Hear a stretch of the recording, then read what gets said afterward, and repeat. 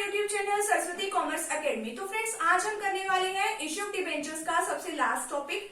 आज के हमारे टॉपिक का नेम है राइटिंग ऑफ या loss on issue of debentures.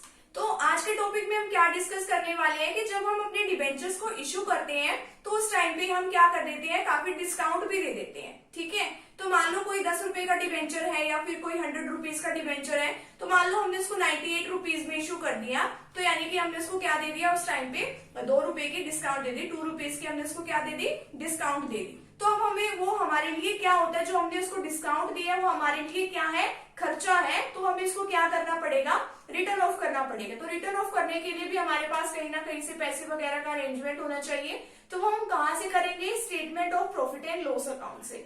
तो आज के वीडियो लेक्चर में हम इसी बात को ही डिस्कस करने वाले हैं। तो फ्रेंड्स, अगर आप चैनल पर न्यू है तो चैनल को सब्सक्राइब कर दीजिए, वीडियो को लाइक कर दीजिए, बेल आइकन को प्रेस जरूर कर दीजिएगा ताकि आपको आगे आने वाली वीडियोस का नोटिफिकेशन मिलता रहे। तो अब हम बात करें डिबेंचर्स को किस तरीके से डिस्काउंट वगैरह पेशो किया जाता है और किस तरीके से हम इसके डिस्काउंट को रिटर्न ऑफ करते हैं। अब कई बार क्या होता है, कई बार क्या हमेशा ही ऐसा होता है कि जो डिबेंचर्स वगैरह होते हैं हमें उसको किसी ना किसी टाइम पीरियड के बाद, यानी कि 10 साल बाद, 15 साल बाद उसको हमने पेमेंट करनी होती है वापस। ठीक है, जो हमने डिबेंचर्स होल्डर से जो एक बार पैसा ले लिया उसको हम हमेशा के लिए अपने पास नहीं रख सकते, उसको कभी ना कभी वो जो पैसे हैं वो वापस से देने पड़ते हैं। तो उसको तो हम बोलते हैं रिडम्पशन। तो कई बार जो रिडम्पशन है वो हम उसकी पूरी अमाउंट एक साथ नहीं देते, लमसम अमाउंट में हम उसकी पेमेंट नहीं करते, हम उसकी इंस्टॉलमेंट में पेमेंट करते हैं। तो जो इसी तरीके से जो उसके ऊपर डिस्काउंट पे जो हमने इसको इशू कर दिया, तो वो जो खर्चा है वो काफी सालों में डिवाइड हो जाता है। मान लो कोई 10 लाख रुपीज के कोई डिबेंचर जो है फेस वैल्यू के इशू कर रखे हैं और उसके ऊपर कुछ ना कुछ डिस्काउंट वगैरह लगाई हुई है। तो अब जो इंस्टॉलमेंट पे उसको इशू कर रखा है, मतलब कि हम इसको इंस्टॉलमेंट पे जो हम उसको रिडीम कर रहे हैं, तो उसकी जो डिस्काउंट है वो भी हम 3-4 साल या जितने भी साल की वो बनेगी तो उसके अकॉर्डिंग हमें उसको क्या करना पड़ेगा, रिटर्न ऑफ करना पड़ेगा। तो इसको हम एक प्रैक्टिकल क्वेश्चन के साथ सोल्व करते हैं कि किस तरीके से हमें एक डिस्काउंट वगैरह का अकाउंट जो है प्रिपेयर करना पड़ता है। तो जो हम इसको रिडीमेबल करते हैं वो हम इसको इंस्टॉलमेंट पे करते हैं, और जो उसके ऊपर जितने भी डिस्काउंट वगैरह लगी होती है उसको हमने क्या करना पड़ता है, रिटर्न ऑफ करना पड़ता है टाइम टू टाइम।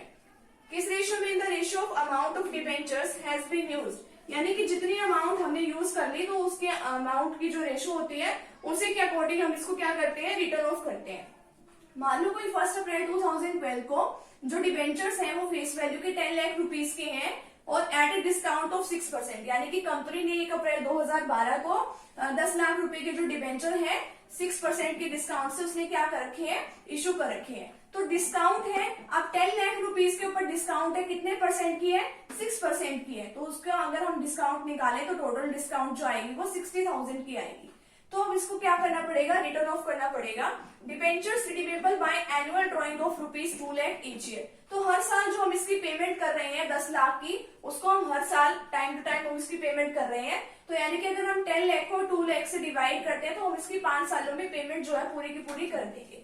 तो अब हमने सारा का सारा पैसा यूज भी नहीं किया 5 साल पे, ठीक है, तो हम इसको थोड़ा थोड़ा करके यूज कर रहे हैं। तो इसके लिए जो इसकी डिस्काउंट वगैरह है उसको भी हम टाइम टू टाइम उसको रिटर्न ऑफ करते रहेंगे। तो जो अभी हमने कब इशू किए हैं, 1 अप्रैल 2012 को, वो अकाउंटिंग पीरियड कब तक चलेगा, 1 अप्रैल 2012 से लेके 31 मार्च 2013 को।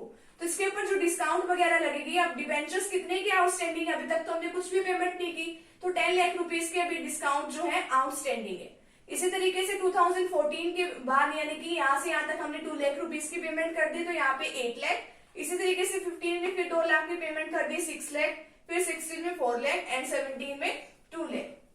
तो इस तरीके से हमने इसकी क्या कर दी, पेमेंट कर दी। और ये रेशियो निकाली थी हमने, तो इसीलिए इसकी जीरो को आपस में कट कर दिया और एक सेम टेबल पे हम इसको क्या कर देंगे, डिवाइड कर देंगे। तो 2 की टेबल पे हमने इसको डिवाइड किया, 5 4 3 2 1 यहाँ पे आ गया। तो ये रेशियो को हमने इस तरीके से लिख दिया, 5 4 3 2 1, इनको ऐड किया तो यहाँ पे 15 आया, तो 5 डिवाइड बाई 15, 4 डिवाइड बाई 15, इसी तरीके से इसको आगे करते हैं। तो जो डिस्काउंट है वो हम काफी सालों में इसको डिवाइड कर देंगे। तो 60,000 का हम 5 डिवाइड बाई 15 करेंगे, 20,000 आ जाएगा, यानी कि इस साल में हम statement of profit and loss से इतने पैसे लेंगे। इसी तरीके से नेक्स्ट ईयर 4 डिवाइड बाई 15 करके निकालेंगे, फिर next 3 by 15, 2 by 15 and 1 by 15 करके इस तरीके से हम अपने डिस्काउंट की जो अमाउंट है उसको पूरा कर लेंगे। तो इसके बाद हमें क्या बनाना होता है, डिबेंचर डिस्काउंट अकाउंट। इसके अंदर एक डेबिट साइड होती है, क्रेडिट साइड होती है। तो date particular amount and date particular amount का आपको क्या बनाना पड़ेगा, एक कॉलम बनाना पड़ेगा। तो 1 अप्रैल 2012 को यहाँ पे देखिए जो कंपनी ने इशू किए थे डिबेंचर्स की डिस्काउंट कितनी है, क्योंकि डिबेंचर डिस्काउंट अकाउंट है, टू डिबेंचर्स अकाउंट कितने की डिस्काउंट थी, 60,000 की थी, वो हमने यहाँ पे लिखा। 31 मार्च 2013 को, एक साल के बाद ही हम वहां से पैसे कवर अप करेंगे ना, तो by statement of profit and loss से कितने पैसे लेंगे, यहाँ पे जो हमने निकाली है इसकी अमाउंट 20,000। फिर बाय बैलेंस कैरी डाउन में कितना बैलेंस लिखेंगे, 60,000 में से 20,000 को लेस करके 40,000 को हम यहाँ पे लिखेंगे। फिर से इन दोनों को ऐड कर दिया 60,000। अब हमारे पास कितनी आगे के लिए बैलेंस ब्रॉट डाउन करने के लिए कितनी अमाउंट है, 40,000। तो 1 अप्रैल 2013 को हमारे पास कितनी अमाउंट बनी, 40,000। 31 मार्च 2014 को बाय स्टेटमेंट ऑफ P&L से कितना पैसा लेंगे हम, 16,000। फिर बाय बैलेंस कैरी डाउन में 40,000 में से 16,000 को यहाँ पे हमने लेस कर दिया, तो हमारे पास कितनी अमाउंट बनी, 24,000। फिर इसी तरीके से हम यहाँ पे 31 मार्च है, तो यहाँ पे 1 अप्रैल 2014 से फिर से स्टार्ट कर देंगे टू बैलेंस ब्रॉट डाउन। कितनी अमाउंट है हमारे पास, 24,000। 31 मार्च 2015 को स्टेटमेंट ऑफ P&L से कितना ले लेंगे हम, 12,000।